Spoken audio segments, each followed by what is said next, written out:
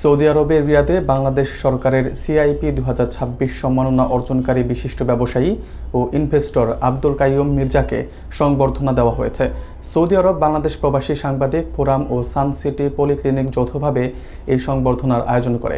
অনুষ্ঠানে রিয়াদে বসবাসরত বিভিন্ন শ্রেণী পেশার প্রবাসী বিশিষ্টজনরা উপস্থিত ছিলেন। সংবর্ধিত অতিথির অবদানের প্রশংসা করেন বক্তারা। বিস্তারিত দেখুন এম মেহেদুল খানের প্রতিবেদনে।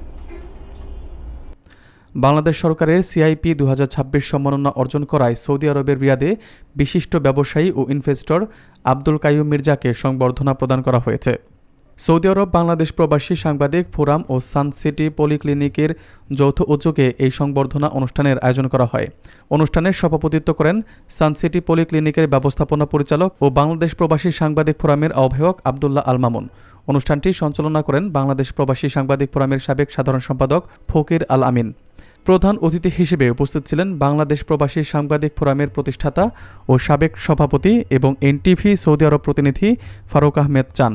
বিশেষ অতিথি হিসেবে উপস্থিত ছিলেন আমিয়াল গ্রুপের ব্যবস্থাপনা পরিচালক ইয়াসিন মিয়া, ইনভেস্টর আব্দুর রহমান, ইনভেস্টর ওসমান গনি রাসেল সহ রিয়াদের বিভিন্ন শ্রেণী পেশার প্রবাসী ব্যবসায়ী ও বিনিয়োগকারীরা। অনুষ্ঠানে সংবর্ধিত অতিথি দেশের অর্থনৈতিক উন্নয়নে প্রবাসীদের ভূমিকার গুরুত্ব তুলে ধরেন। তিনি প্রবাসী কর্মরত ও দক্ষ শ্রমিকদের প্রশিক্ষণের মাধ্যমে দক্ষ করে তোলা এবং প্রবাসীদের বিভিন্ন সমস্যার সমাধানে সম্মিলিত উদ্যোগ গ্রহণের পরিকল্পনার কথা জানান। শেষে উপস্থিত অতিথিরা ফুলেল শুভেচ্ছা ও সম্মাননা ক্রেস্ট প্রদান করে তাকে অভিনন্দন জানান।